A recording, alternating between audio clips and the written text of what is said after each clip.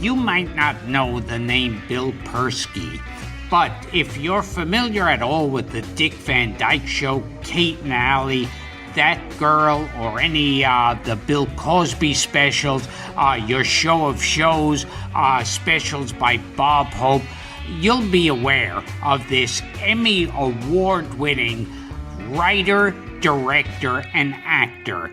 He's been, if you're talking about any classic television show, your chances are excellent that this guy's name is in the credits.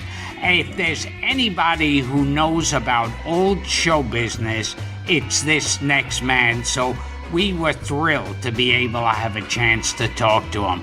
Ladies and gentlemen, Bill Persky.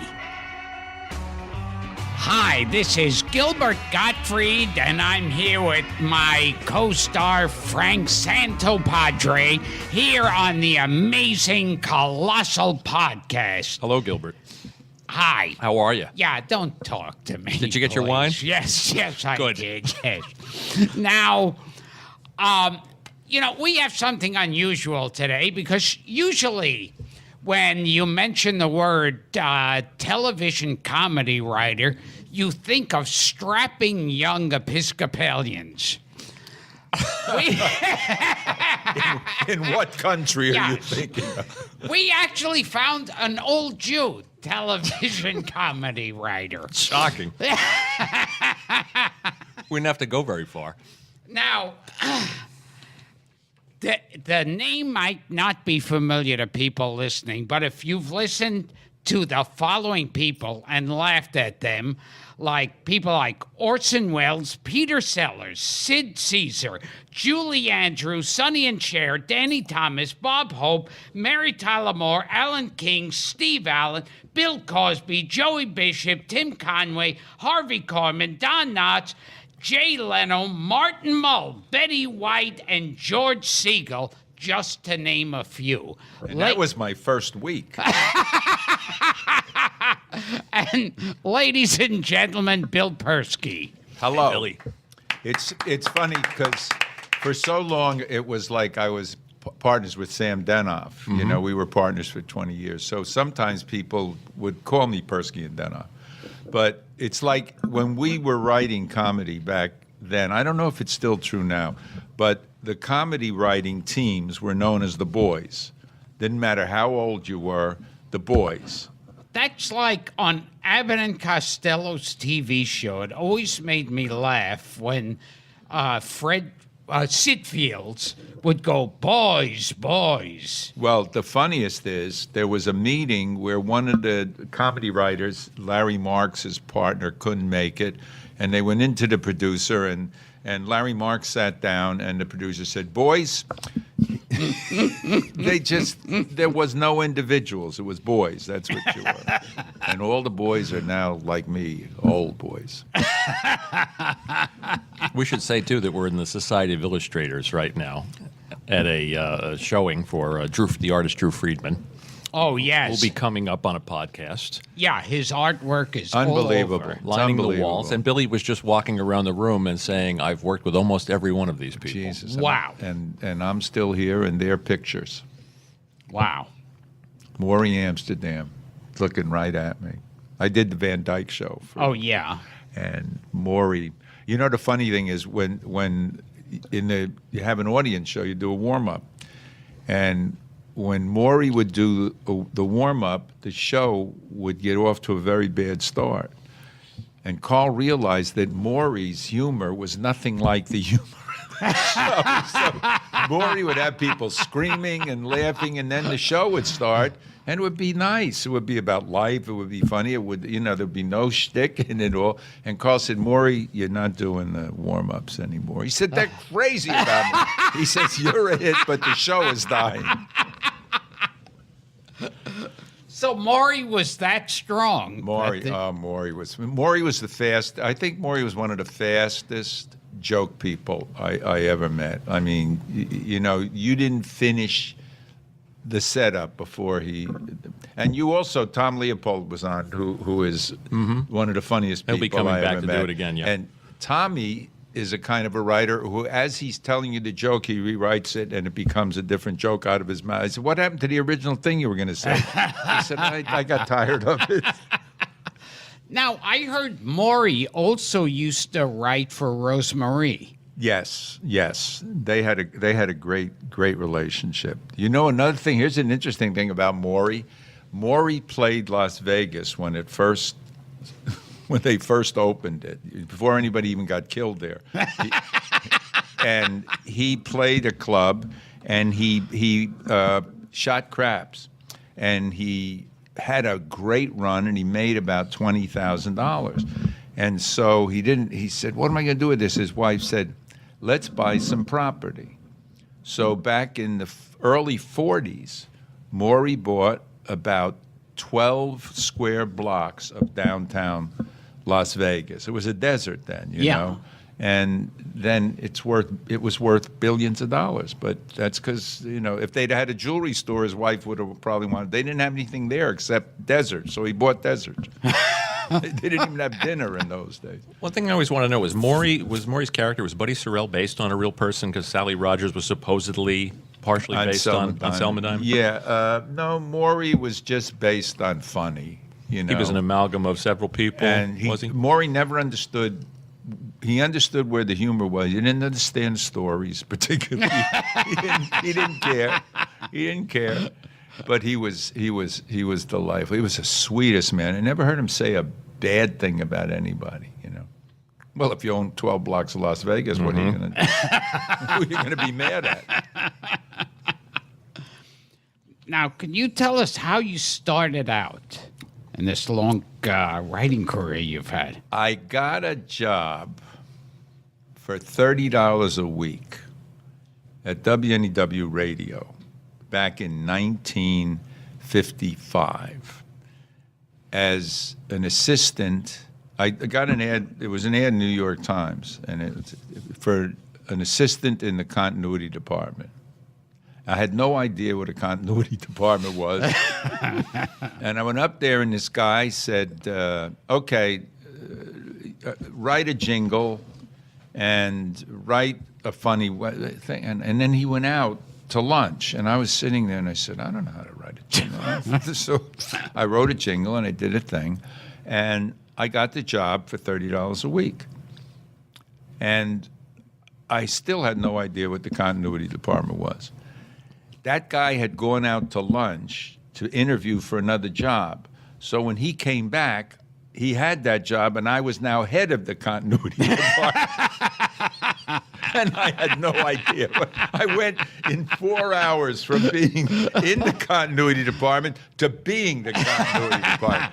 So what it actually was is, you know, the disc jockey, and back then WNEW was a radio station. There was nothing like it. It had William B. Williams, and it had Clavin and Finch in the morning. I mean, these are classic, you know, the Make-Believe Ballroom, the Milkman. They invented the music and news format. So the continuity department was that every disc jockey show had a book, like a notebook. And the first thing was, hi, how are you? It's the date, and the weather is this, and then now we're going to play so-and-so, and then the commercial. And it was really just putting the book together. It was the most tedious job in the world. So out of nowhere, I just started to write little jokes. And then I had to hire somebody to be my assistant, who would also not know what the continuity department was. And Sam Denoff came in. And Sam had been the bargain broadcaster at Klein's department store, which is not even there anymore. But he used to make the announcement, ladies, there is a truckload of fancy Italian shoes on the 7th floor. And people would run, and they'd kill one another to get there. And he got fired because one day he said, ladies, we have 2 truckloads of Maidenform brassieres, and this is a bust-out sale. And that was the end of him. So then he came to work. So then the two of us started to put the jokes on, and the guys would laugh at them. And then William B. Williams started to read them, and the head of the station said, that's fun. You guys do that, right? So You were writing jokes for the we were disc writing, jockeys. yeah, we were writing jokes for disc jockeys, and then there was a Christmas party, and Sam and I wrote a show that we did. You know, a satire thing was fun, and this kid came up to us, and he said, "I would like to represent you. I'm with the William Morris office. I'd like to be your agent." And I mean, the thought of that was just, there was never dawned on us that could happen. And we said, "Well, that's great." And he said, "Well, I don't have my cards yet because I just got out of the mailroom today." I said, "I don't care if you're still in the mailroom or if you ever get cards." And it turned out that was George Shapiro. George Shapiro is he discovered Jerry Seinfeld, and he's Jerry Seinfeld's manager. He discovered Andy Kaufman. I mean, George Shapiro is probably the most successful manager in the world, and he was our agent. And in those days, everyone in the Morris office was short, you know, because Mr. Lastfogel, who owned the agency, he was short, and he never wanted to go like that. He always wanted to look down at people, so we'll be talking. And they were killers. They were short little killers going around. And George was the toughest guy in the world. When we started writing stand-up stuff for comics you've never heard of, and he would say, "The boys get $100 up front or not a word goes on paper." And the guy said, "Well, we don't know if they're funny." He said, "Would I represent them if they weren't?" So that's how we got started. And our first check we ever got, there was a comedian by the name of Jimmy Casanova. Jimmy Casanova. Jimmy Casanova. That name mean anything to you, Gilbert? So now we meet with Jimmy Casanova. I swear this is the truth. And we said, "We have a great idea for a routine based on your name." And he said, "What's funny about Jimmy?" As I said, comics you've never heard of for good reason. But the funniest is, we wrote him a whole thing that he did at one of those wedding chapels out on Queens Boulevard, you know, with the dinner and everything and the show. And he was awful. The food was awful. I think that the bride and groom probably got divorced. They were awful. And he owed us $500 because we did 5 minutes. So he signed over a check for $650 that was a settlement from an insurance claim he had for an accident he had in the revolving door at Bloomingdale. But he owed us $5, and the check was for $650, and he wouldn't take a check. We had to give him cash. And so then we started writing for just anybody that George could find. We wrote for Ron Carey when he was in high school. Wow. And he was hilarious. And we wrote for a series of teams. There were a lot of teams then. Everybody wanted to be the next Martin and Lewis, which there never was, obviously. But we wrote for Taylor and Mitchell, and then Taylor and Stewart, and Taylor and Stewart broke up, and it became Taylor and somebody else, and Taylor and somebody else, and Taylor and somebody else. And finally, we said, "You know, the problem is Taylor." So the last guy he worked with, Mitchell, was really good.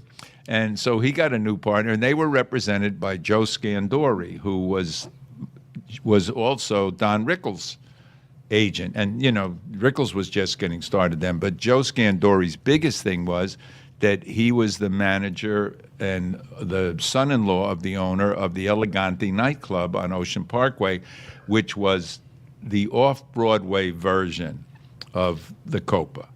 In other words, it was very connected, and a lot of people started there and stuff. But that was, Joe brought all of his acts in, and we would write stuff for them. And the first thing we wrote was for Mitchell and Sean, who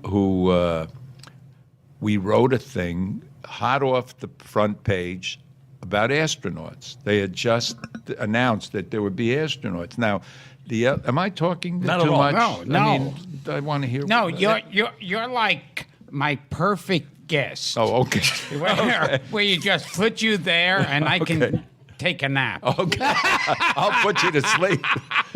So, anyway, you got to understand a little thing about the Elegante. It was on the weekends. It was a big date place, right? But they kept it open during the week by selling the concept that your organization could have their celebration or their swearing in of their officers or their dance or whatever it was, and it was $20 a couple, and you got dinner and drinks and a show, and it was $20, and it was great. The only thing is they told like 5 different organizations that they had the club. So when they got there, it was a mob. I mean, you'd have the German-American Bund sitting next to the B'nai B'rith, you know? So you literally had these people who hated one another, and they hated the club because they thought, well, this is our event. We're having the swearing in. So the first thing is Joe would send everybody a bottle of wine. And then there was a guy who, when the show came, the food was great. Although I must say, I never had anything but veal parmesan there. Joe would say, he'd talk like this. And he'd say, give the boys whatever they want. So you look at the menu, and we'd order lobster, and we'd order this. And by the time the show started, you know, and you were eating, and it was dark, and I said, this lobster tastes like it's got cheese on it. So everything I ever ordered ended up being veal parmesan. But at any rate, the MC, which was like, he was the first SEAL team member. I mean, that's how courageous you had to be to go up in front of this mob and try and turn them into an audience. He was fearless. And then the show would come on, and they'd have a dance team. And then they'd have this Italian woman, I forget her name, and she would make fart sounds during her song. She sang all these great Italian songs high-class show. And doing things like that. And she was doing that. And we were writing Blue Angel type material. So we wrote this thing about the first astronaut, and they went out, and nobody knew what an astronaut was. We thought we were so current, but no one knew what it was. And they're talking, I'm up here on the moon, and people are looking and saying, what's he doing on the moon? And what's Houston? Translate. They had no idea. So now, and I wrote a book about my life called My Life is a Situation Comedy. So these stories are all in it, but they're relevant because they happened. I always said in those days, every nightclub, they were all tough places. I mean, I'll just digress for a second. Joey Bishop was on the road in Scranton, outside of Scranton, working at a nightclub. And in the middle of his act, 2 guys came in and held the place up.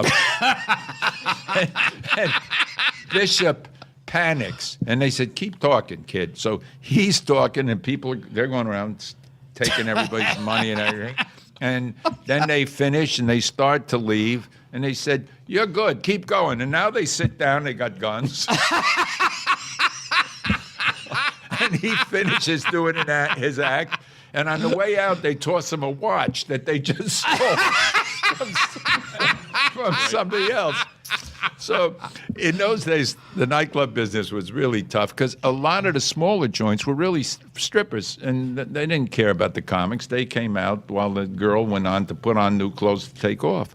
And anyway, oh God, they were great days, great days. So I said, and it's true, you call any nightclub in America and say, is Rocco there? And they'll say, speaking or just a minute. At the Elegante, it was so tough, they said, which one? They literally had 2 Roccos there. How much time did you guys spend writing for comics before you were able to jump to TV? 5 years. And the first TV gig was the Steve Allen show? Yeah, but I got to tell you one, because I'm looking at Marty Allen on the wall there. Our big breakthrough was that we were going to write for Allen, and got a chance to write for Allen and Rossi. George said, because we had gotten a reputation already, you know. So they were like it. And this was at the Copa. and we're sitting ringside at the Copa, and drinks and stuff and everything, and they go on, and I hated them.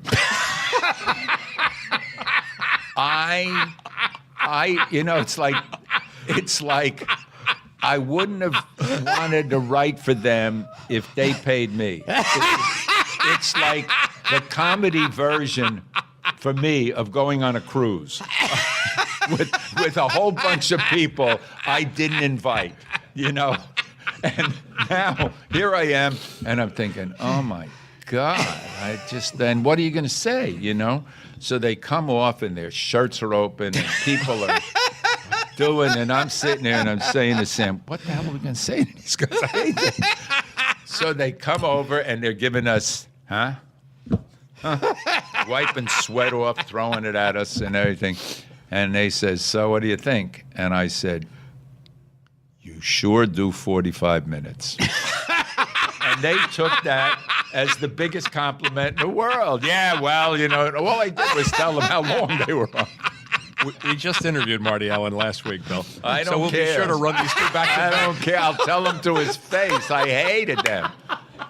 We'll run these two consecutively. We should have had you on together. No, I just, there's certain people you say you can write for. Yes. And I mean, I could no more write for them than for Hitler. And It's the first time. I would have actually done all right with him. I mean, I could have thought I didn't know where to start with them, I'm a man who wrote about the first astronaut. It's the first time I've heard of Alan and Rossi compared to Hitler. No, he was a very sweet guy, God knows. But it's just like, I'm saying, God, I don't think they're funny. What are we going to do, Oh, Jesus. Now, and then you started writing for... That first big break was Dick Shawn. Oh, okay. Was Sean half of that comedy team? No, I Mitchell couldn't and Sean. think of the name. Okay. I just thought Dick Shawn. It sounded like a comedy team. But Dick Shawn was this great comic, and his manager was a guy by the name Pierre Cassette. And he saw something that we did, and he was a friend of Joe Scandori's, and he said, those guys are good, and Dick needs a hunk. And so we said, we met him, and Dick wanted to do something. Lolita had just come out, the thing. And he said, I want to do something about Lolita. So we wrote a 20-minute musical comedy version of Lolita for him. And we saw him do it only once down at the Deauville in Miami, and he was brilliant in it. And as a result of that, George moved out to L.A. to work in television after he had set us up with all these comics and stuff, and he went out to do the Steve Allen show, and he said, I'm going to get you to California and be on television. That's my next assignment. And sure enough, the Steve Allen show came up, and he was the agent on it, and he talked us up. And so he said, I want you to send some material to Bill Dana was going to be the producer. He said, I want you to send some material to Steve. So by that time, we had 10 pounds of comedy material. So we packed it up, and we sent it to Steve. He was in San Francisco. And by the time it got to San Francisco, he had already left. So they said, we'll send it to Bill Dana. He's in Vegas. So then they sent it to Bill Dana in Vegas, and he had left. So Steve it went to about 11 cities. No one ever saw it. So your package was following No one Steve ever Allen. saw it. I don't think we ever made back the postage on But anyway, with all that's going on, and there's so much talk about it, well, the material's here, and it weighs a ton, and it's so, and Steve, and so, and George is talking us up, and we get the job without anybody ever seeing the material. And I swear to God, this is the truth. I had an apartment on 81st Street, West 81st Street, and by now I was earning $75 a week at WNEW, which back then was, pretty good. That was when you said, I remember a bunch of guys sitting around saying, what would you like to earn? And I said, Well, the biggest thing you could earn was $100 a week. I mean, there was no more money in the world than $100 a week. That was it. And so I was sitting with a bunch of guys, and they said, what would you like to someday earn? I said, I would like to earn my age every year. And they said, you mean when you're 35, you want to be earning $35,000 a year? I said, yeah. I said, what, are you crazy? Who wouldn't? I said, I would sign with the devil right now to just earn my age every year. So 75, they gave us $500 apiece, but a guarantee for 3 weeks. And then we were picked up for 3 more weeks. And then if it worked out, we'd be picked up for 3 more weeks. My wife was pregnant, and Sammy and I just said, you know what, this is it. It's never going to get any easier. We're never going to suddenly arrive. We got to take the shot and do it. So as I'm leaving the apartment to get into the cab to go to the airport, a postman shows up with this package covered in stamps. It now weighs 11 pounds just from the postage. And it was the 10 pounds of material, which proves that it's more important to have 10 pounds of comedy material than for anybody to ever see it. So you really got the job on the strength of George And convincing Sam Steve had worked as a page with Bill Dana, so they knew each other, but not in any great friendship, but it was enough. But George was just great. He wouldn't give up. So we went out there. My wife was pregnant, and we had it 3 weeks, and it was scary. And Buck Henry was the other writer who came out from New York with us. He was doing an off-Broadway show, so we went out there together. And on the first show, this kid who Steve had heard about in Cleveland came on, Tim Conway, and who was it? Bill Dana or George or somebody had seen the Smothers Brothers. So they were on the first show. So that was the first things that they ever did. And Sam and I wrote a piece for Bill Dana about the protocol. There's something in the news about somebody coming to Washington and the protocol. So we wrote a thing about the protocol man, and he was the protocol man. And it was one of my favorite jokes, too. And in the sketch, he was dictating a letter to his secretary. And he said, take a letter to the Shah of Zolzine. Dear Zolzine Shah. Which only the Jews make sense. Tim didn't understand what the hell it was. He said, I have a piece. Just went over my head, too. He said, well, Zolzine Shah means shut up. I see. I know it in Italian. Yeah. And so Tim said, well, I have something I'd like to do. And that was that. How did this show only lasted 5 weeks? Well, the funny thing is, we're there. The first week, we did the thing for Tim, and he didn't want to do it. So we're not scoring very big or whatever. And now the third week is coming up, and we don't know if we're going to get picked up. And if we don't, what the hell is going to happen to us? You know, we had $1,500 a piece, and that was it.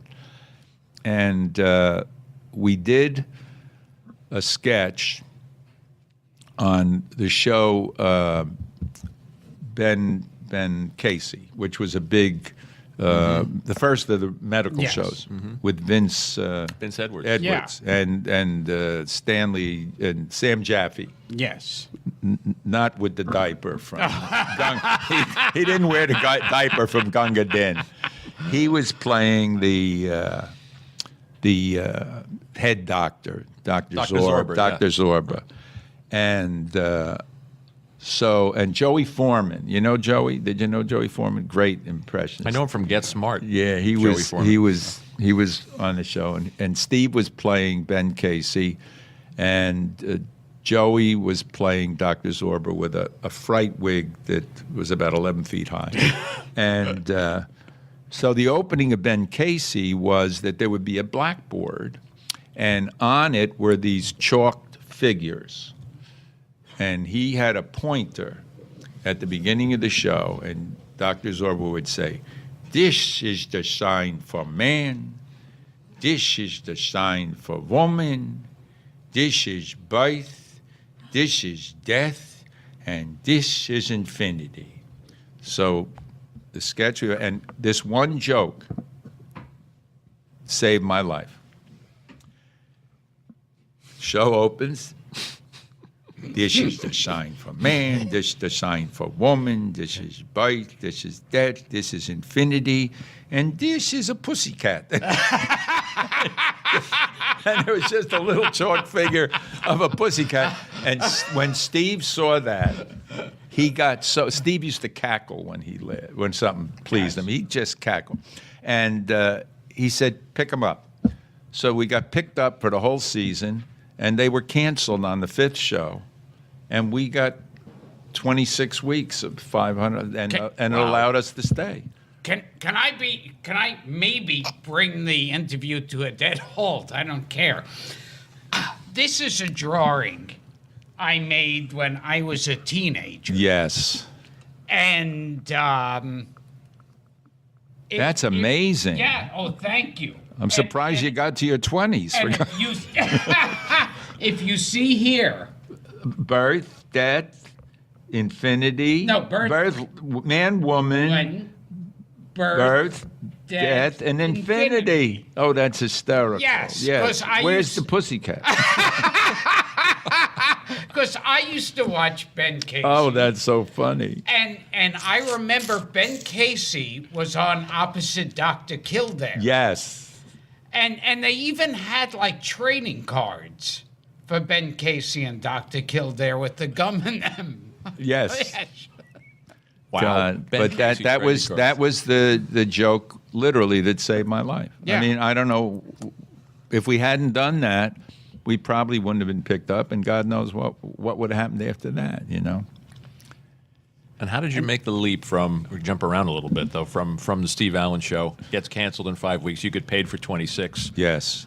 Tell us about the Van Dyke show and meeting. Well, Carl. there was a lot of scared time in between that. Tell us the bowling alley story real quickly. Oh God! Well, the first really next show that we got was the Andy Williams show, and that had as its head writer a guy by the name of Mort Green, who was known as Velvet Mort because all of his sport coats had velvet collars.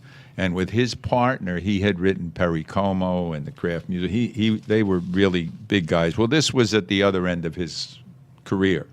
And then also on the show was one of the great comedy legend writers of all time, Harry Crane. I don't know if you know about Harry Crane, but he was the funniest. You know, and they say about comedy writers, nicest guy in the world, can't write his name. Or funniest man in the world, don't turn your back on him. Well, Harry Crane was the second verse. He was funny. And he was so crafty. And the thing about Harry was he was so brilliant, he didn't have to do all the stuff that he did to manipulate, you know? So we're on the show, and we're like the junior writers, and this is on the Andy Williams show. On the Andy Williams show, and the first reading, we were doing a lot of the work, but we were not in any power position. We were lucky to go. That show was produced by Bud York and Norman Lear, wow. And George had introduced us to them, and they had seen some stuff we did, and they liked us, and I owe them a lot. And but anyway, we were just buried in the whole thing, and the first reading of the script with the network and a whole bunch of people around. And we had heard about Harry and Be Careful of Harry, and Mort there was a war between them for power and stuff. And so they do the first reading, and on the second page, there's a huge laugh. And Harry says to the room, "The boys wrote that." So I turned to Sam, I said, "You know, people are wrong about him. What a nice thing." He never said it again. We were there for an hour and 20 minutes, about 100 pages, and about 50 other jokes that were hysterical that we wrote, but he never mentioned it. did it again. So we were not high on the list. So the show got canceled anyway, and Harry had managed to survive, and you know, he was very outspoken about it. He said, "Guys, I had to make some sacrifices. You'll learn along the way. You'll do great. So and so and so and so." So now my baby is born. I've got a rented convertible. I don't know where the next dollar is coming from. There's a rap party. Did you ever go to a rap party where you were not wanted, but you felt, you know, that feeling where everybody, and you're the people who are not coming back, you know, Several. and you're not the caterers. So what the hell are you doing? Right? So the only person who was nice to us at the rap party was Claudine Longet, who was Andy's wife, and I would have gone as a character witness for her in the murder trial. I said, if she killed him, he deserved it. So anyway, we're now supposed to meet these two comedians at the Covina bowling alley. They're playing the lounge. It's pouring rain. We don't have a job. I'm in the car. I'm thinking, I got to bring the car back. Got lost. Who goes to Covina, you know? And going to the Covina bowling alley, we pull in. There's no parking near the place. It's pouring. We don't have umbrellas. Who has umbrellas in California, right? So we're walking. We get into the place. It's soaking wet. The air conditioning is up. I'm freezing. And the guys are on in the lounge. We got there late. And they're working. And every punchline, it seems, someone hits a strike. And the pins are flying, and the people are screaming. And so no one laughs at them because they're not hearing anything, you know? And so we sit down with these two guys afterwards. It was the most depressing drink I've ever had. It was Rowan and Martin. Oh, wow. Rowan and Martin. Now, you were telling me a story, if you could tell this one, Right. about the great Jan Oh, Murray. Jan. Oh, this is... Jan Murray had a grandchild, and he was so excited, and the whole family was excited, but he was going up for a part in a movie. So he came home, the baby had just been born, and he comes in, he gets everybody together, they're in the hospital, and he says, nobody can say anything about the baby. He said, well, what do you mean? We just had, no announcements, nothing. I'm up for a part in a movie. I don't want them to know I'm a grandfather. It'll screw everything up. Just don't say anything about the baby. But it's the happiest. I'm thrilled. I couldn't be happier. Don't tell anybody we have the baby. Well, she'll be good. No, shut up. Use a strange name. I have the meeting tomorrow. Until at least tomorrow, there can be no grandchild. Do you understand? And the family's fighting. His wife wants to kill him. She says, what kind of a person are you? You just had a grandchild. You haven't even seen it. I don't want to see it. I don't want to know it. It doesn't exist. So now he goes in the next day to the meeting, and he walks in, and the producer looks at him and he says, oh, Jan, yeah, what? He said, I don't know, for some reason I thought you were older. He said, are you kidding? I'm a grandfather. Great. Oh, I tell you. I don't know, God bless all the guys who are around today, and they're brilliant. But there isn't the substance. That's not the word. I mean, Jerry Seinfeld's brilliant, and all those people are brilliant. But there isn't the suffering in the same way. There isn't the struggle in the same way as the great old guys had, you know? And there was just Phil Foster here. Yeah. Phil Foster, one of the sweetest guys in the world. He traveled with his manager was, what the hell was his manager? Great guy. they traveled with this guy who was a musician, and he was the first guy to get polio. You know, people say, "When did you get polio?" He said, "The day it came out."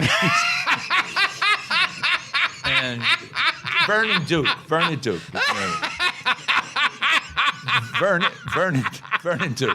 And Harry Morton. That's who Phil's manager was. Honey, I don't have Alzheimer's yet. I'm remembering old names. And so they were crazy.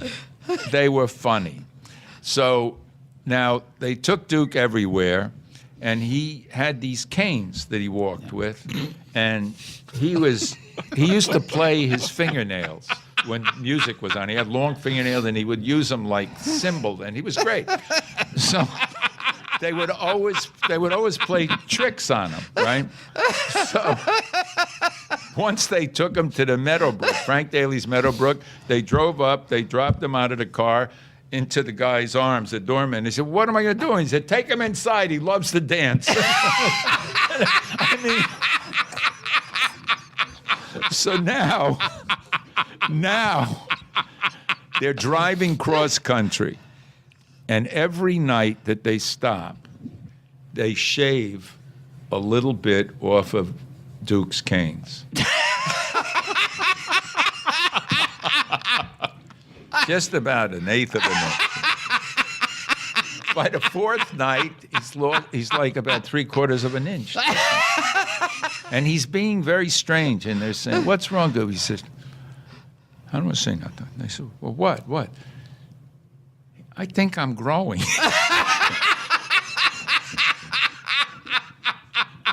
Harry Morton got a Volkswagen. He was the first one. He said, "You can't believe the mileage in this thing." He said, "They really aren't good." You know, and so Phil Foster and Duke every night went and put gas in his car. He was up to 150 miles a gallon. I got to be talking too much. I mean, no such a thing. I haven't even Less work gotten for us. started yet. You want to tell us about the Van Dyke Show and how Carl Reiner, your mentor, came into your life? Oh, my God, yes. Well, everybody wanted to write for the Van Dyke Show. And in those days, you would write a sample script. Now you really can't do that because they won't look at it, because they'll say, if we come up with a similar idea, and you got to have an agent to submit it, and most young writers can't get an agent until they got a job, and you can't get a job until you get an agent.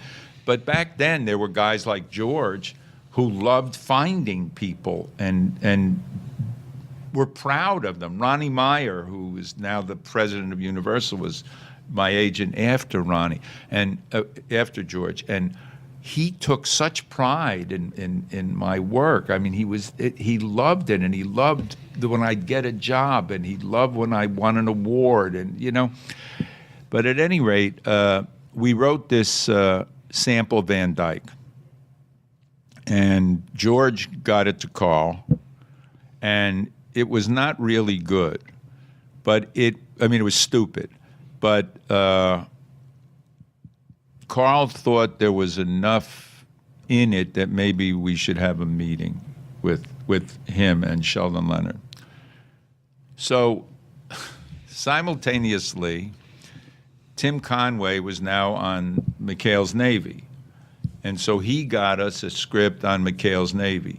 And in those days, it's like if you did variety, you couldn't do situation comedy. You were very much stratified. And it's like if you did television or movies, you couldn't do the theater.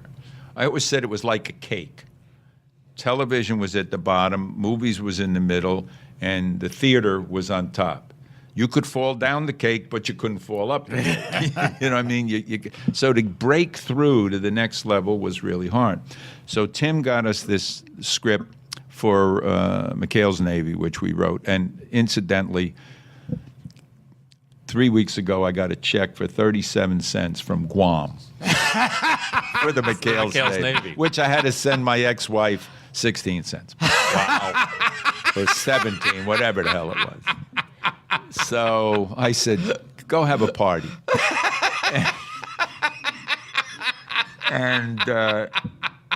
she, on all the checks that she gets, she calls up the billing department and asks for an accounting. I'm so embarrassed. I said, it's from heaven. You don't deserve it. What? You're lucky you're not dead in the street from how mean you were. And you're calling up that girl and Marlowe's accountant saying, how can there be still such legal fees on that girl? And I say, it's for the DVDs, which didn't exist when I wrote it. Yeah. The technology wasn't there. This is like magic. What are you?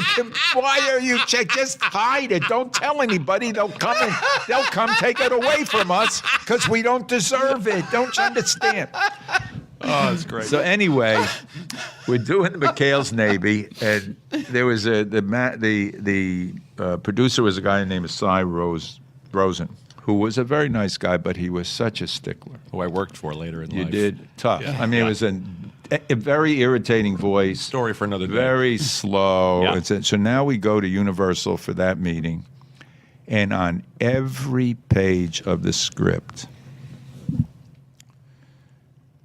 why did you put "and" in that third speech?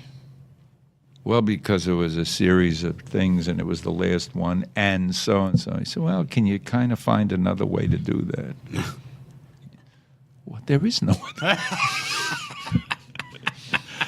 So now we got there at 9 o'clock in the morning, and we go to lunch at this Chinese restaurant, and I said to Sam, we're never going to do it. We can't do it. If this is what it's like. And we had turned the script into Carl, too, already at that point, waiting to hear on that. We spent 5 hours going over a 30-page script. So humiliating, so depressing. And we had an office. Everything is a story. We had an office that was at the end of a corridor, and it was a little room, and there were a couple other offices along the way. And our office was so small that I had to sit in the hallway because Sam would sit at the typewriter, and it was about as wide as this. But the big attraction was it had a bathroom. The bathroom was bigger, but also over the desk was a huge picture of Mount Fuji with shutters. Like you could open the shutters and see Mount Fuji. And next to us was Ellis Gold Productions of a guy who handled porn stars. Now, unfortunately, he was up there, and my back was turned through all the time. Sam could look out, and he's looking out like this, and I didn't want to embarrass myself. So anyway, we now get back to the office, and we're just sitting there, and the phone rings, and it's Carl. And I'm not ready to hear this, right? And Sam said, yeah? Oh, hi, Carl. He said, yeah? No kidding. Oh, yeah, tomorrow, yeah. And I said, what? He said, Carl said it's the best script he read. He wants us to come. He's going to give us an office, and we can write as many shows as we can handle. And that was all in the course of one day. And wasn't the Dick Van Dyke Show originally basically the Carl Reiner Yeah, it was story? a pilot that Carl did for himself. But Carl, you know Carl? The blessing. I met him Carl couple of is times. the gift of the world. I mean, this man, there is nobody like him in the world. He is the most, I could take 3 hours, but he's the funniest, the sweetest, the most honorable, the toughest. I mean, tough in terms of integrity and stuff. Because the first show we wrote was about them thinking they had the wrong baby. And it ended up, we were at this is 1962, and we had this great show. It was really funny. It was based on the fact that when I had my first child, we got some flowers that were meant for somebody else and some candy, and I said, how do we know we got the right kid, And There was no DNA. There was, but they didn't use. So there was no way to know. So here we have this thing, and there were hilarious things that Dick did in it. And when we got to the end, we said we got to have something that everybody knows that it's the right kid. So the only thing you could do was have it be a different ethnic mix. So we always thought, well, we'll use Asian, But Carl said, you know what? Let's make him black. Well, this was unheard of at that time. I mean, the racial tension in the country and stuff. So, great. So he went to the network, saw the script, and said, well, you can't do that. And he said, why? They said, well, the country is going through a change, and I don't think the country is yet ready for a white couple to be making fun of a black couple. And Carl said, no, you don't understand. This is the black couple making fun of the white couple. And the guy said, well, they're certainly not ready for that.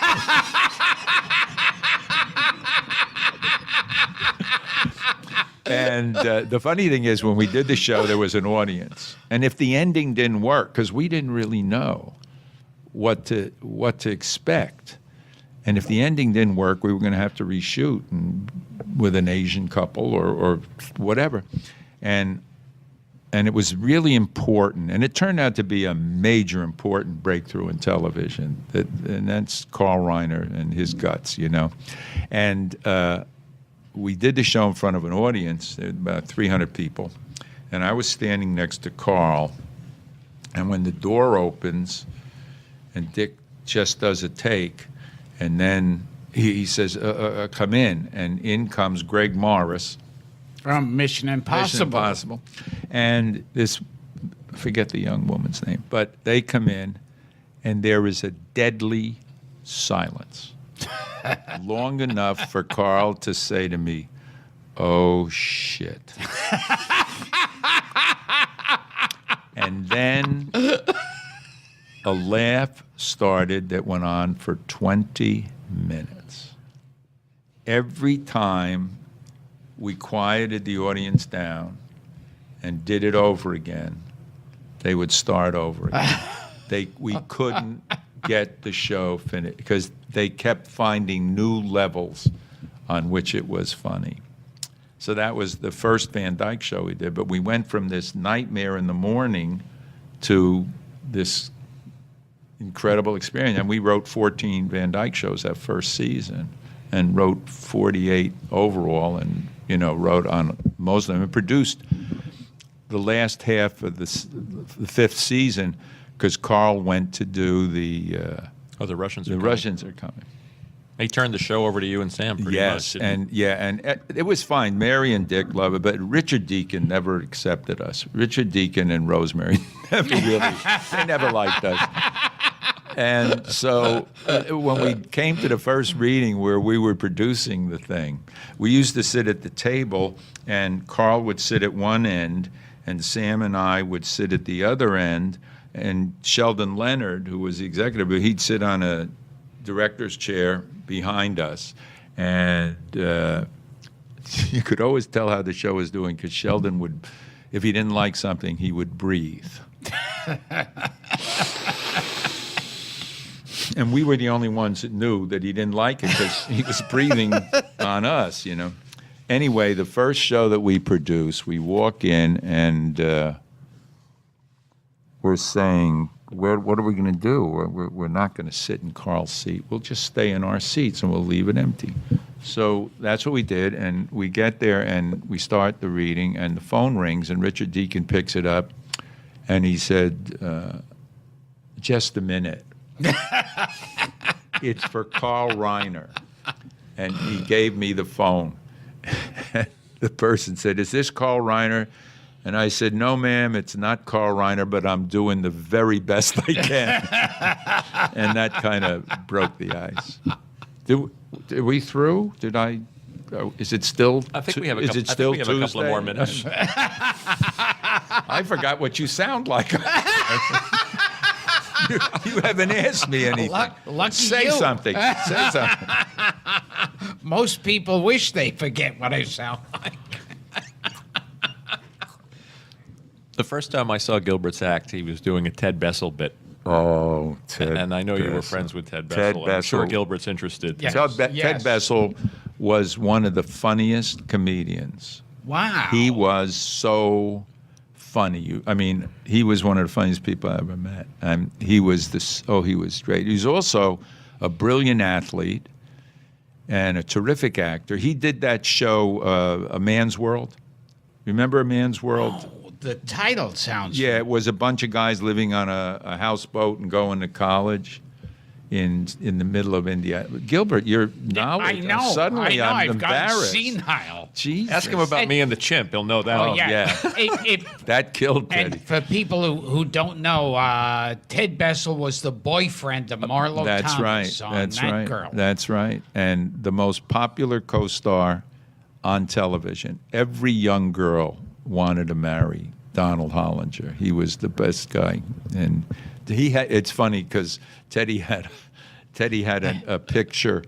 Or he had his regular, his autographed picture thing, but then he had one made because so much of the show was on over shoulders and stuff with Marlo that he had his publicity picture from the back. It was the back. It said, no one's going to recognize my face. He was great, Teddy. Teddy was terrific. Who were some of the people you've hated in the business? Would you talk about any of them?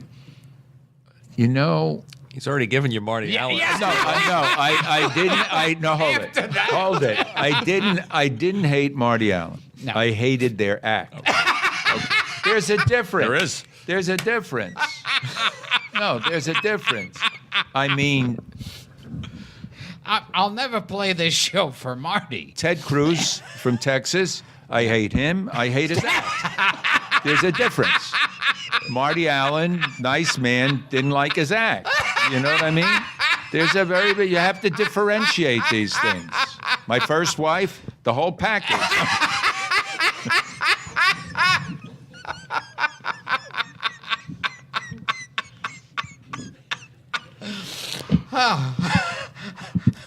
We haven't gotten partway through my career yet. I can help.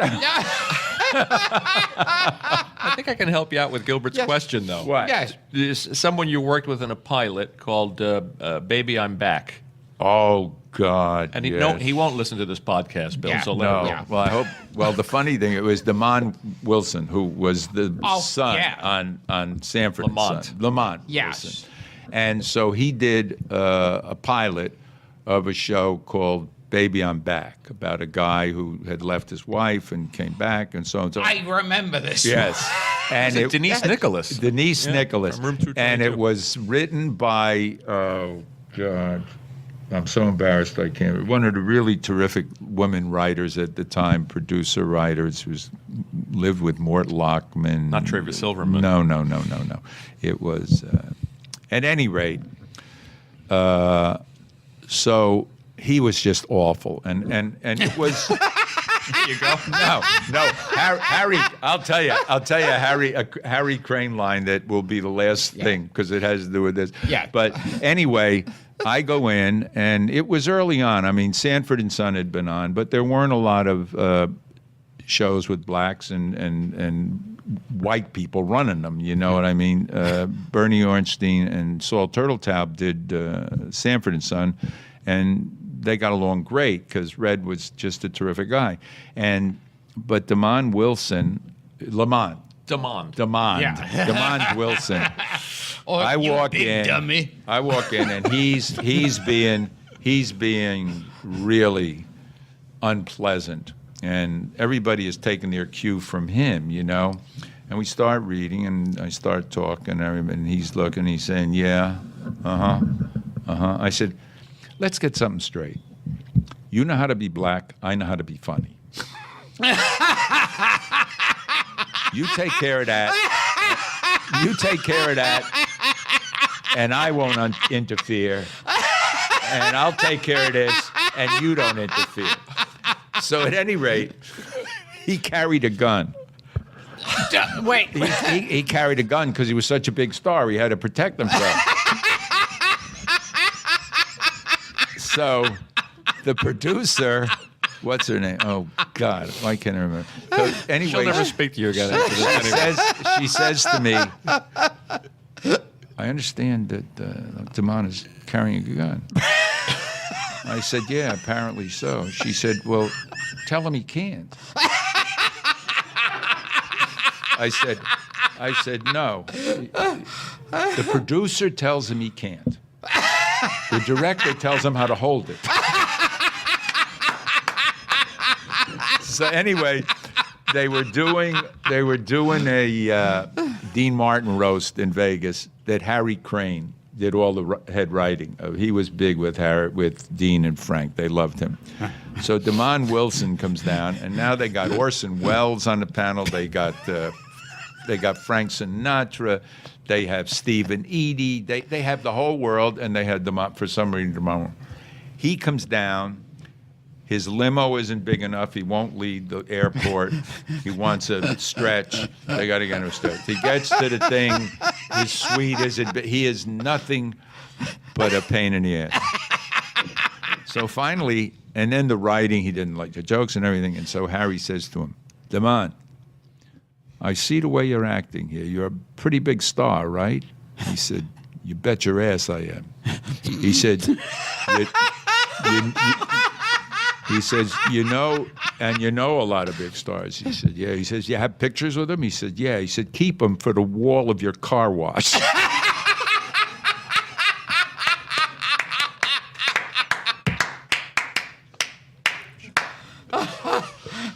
Well, Great stuff, Bill. This has been the fastest and easiest show I've ever done. We didn't do anything. I'm having Yeah. a good time. I mean, Yeah. You don't want to hear more about the marriage? You'll have to come back. You don't want to hear about the fact that it ended in an improvisation in an acting class? Okay. Next time. No, I'm not going to tell you that. Next time. You can tell us about Orson Welles Oh, next my time. God. And, Yes. and everybody. Oh, And God. We didn't scratch the surface of the things you have to talk it's about. true. I just have had the most wonderful, wonderful experiences. I mean, I really have.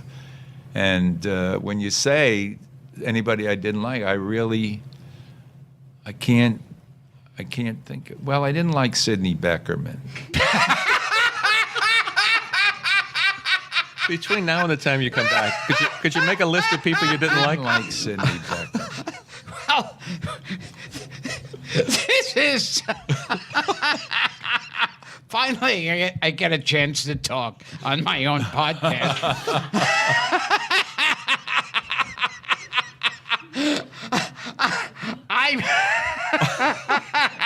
This is the Amazing Colossal Podcast. I'm Gilbert Gottfried with Frank Santopadre, and we've been talking to the great Bill Persky. And it has been so much fun. I've learned so much about you guys. I mean, there are things that came out that I think probably were hard and very personal. Very personal. And I don't know if some of your best friends know the things that you've revealed to me here today. And I'm honored. And I'm going to keep everything you told me just between us. Thanks, Billy. Thank we love you. you.